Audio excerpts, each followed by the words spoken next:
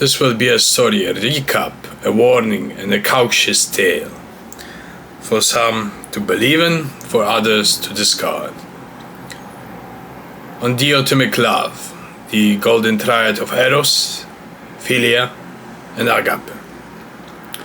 Now let me not go into the detail on how we've met, how we valiantly fought for each other, how we battled along. She was a lioness, a genius, sex, magic, theology, theurgy, performative action. She was a painter by training, philosopher by acumen, and a performer by love. So what happens if two people, man and woman, fall in deep, deep love? After years of hell before, after years of torment, deep experience that strips them to bare idea, to bare core of what it is to be human, humane, and love follows humaneness, just as virtues follow wisdom. It also brings invidia, jealousy, not only of other human beings that are not knowing what love is, they're unloved or they're pragmatic and ignorant about it, because only those who tasted the fruit of Aphrodite know its true taste. The heroic frenzies of this feeling, intellection, this passion, frenzy.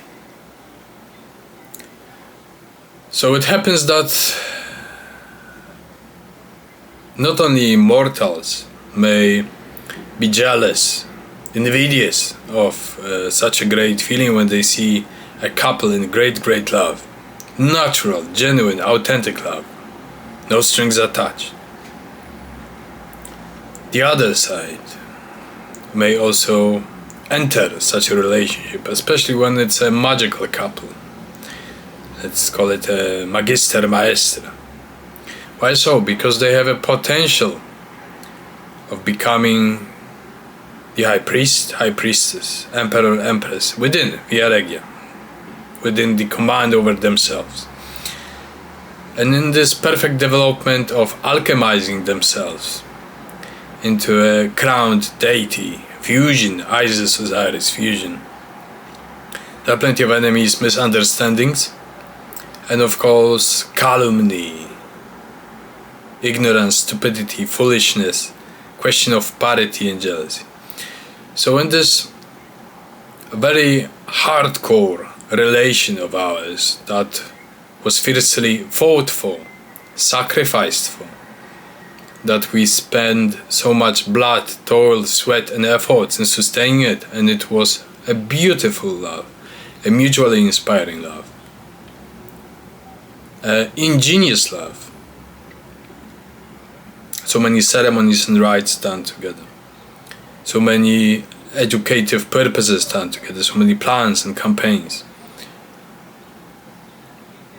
So witches from the other side even wished us 40 years of epithalamium until we dropped dead from this life, this scene that was supposed to be my wife.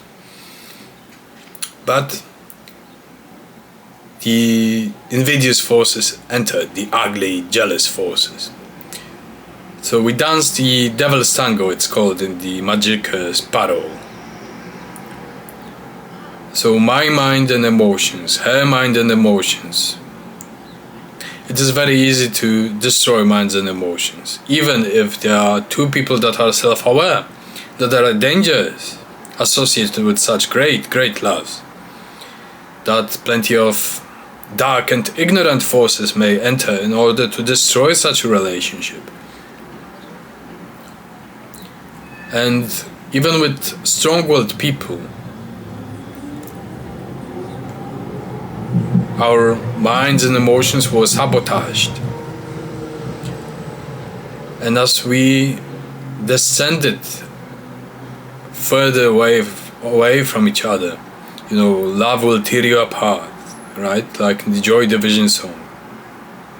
Love will tear us apart. And it did.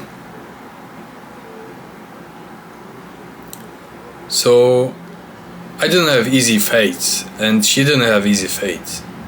We were entangled by this golden aphrodisiac thread. But the further the darkened ignorance of the other side attempted to humiliate us, religiousize us, bullshit us, the further it all went astray.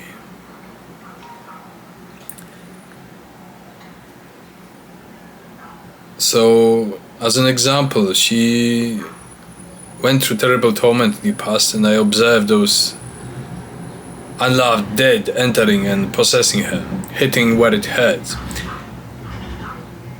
and throwing her into terrible torment.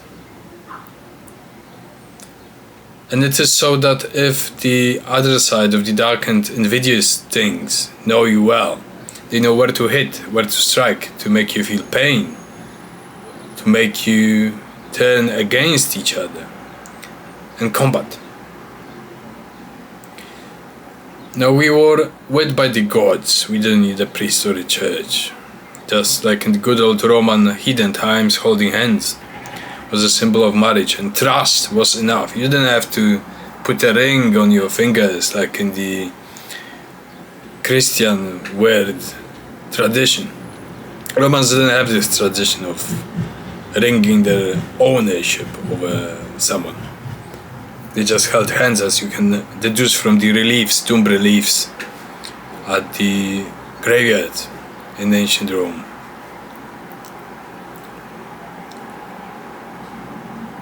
So, what is the word of caution in that?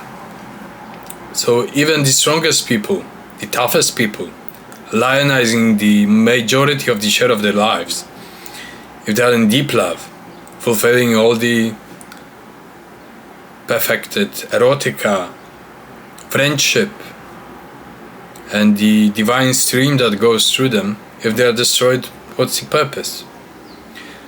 Well, the purpose is to immortalize that one point. That even if forces that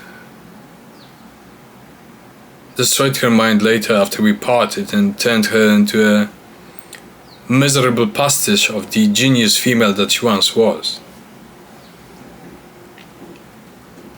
And I somehow predicted that that will happen, so I decided to commence a ritual to commend her daimon, her spirit, to Magna Mater Kybele.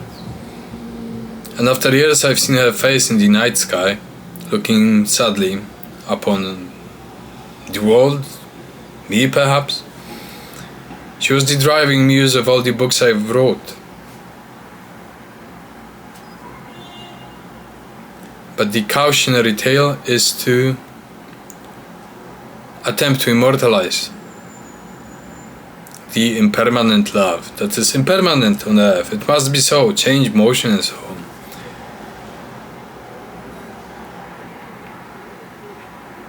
And with this grief and loss,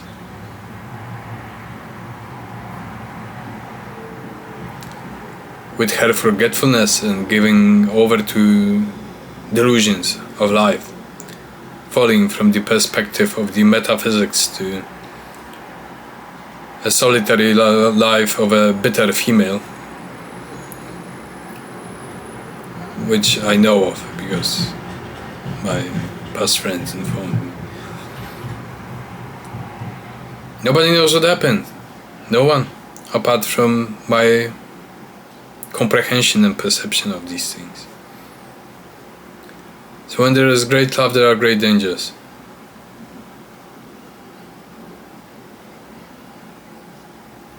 And guard yourselves.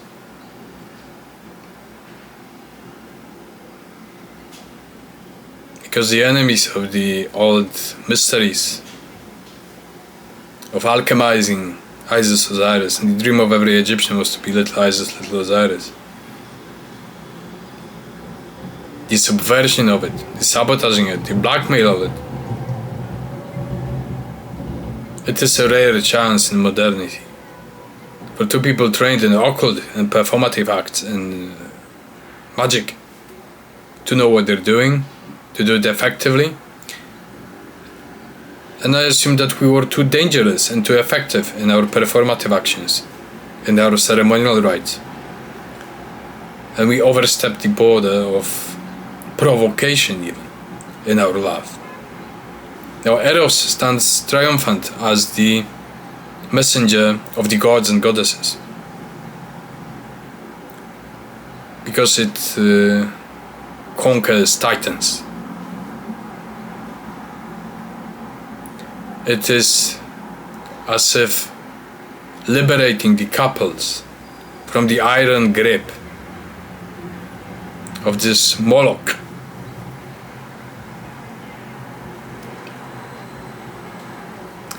And in this you find your freedom and you thrive. Now looking back with Saturnian nostalgia towards all that, I carry on with my duties. Because duties keep me alive, and commitments.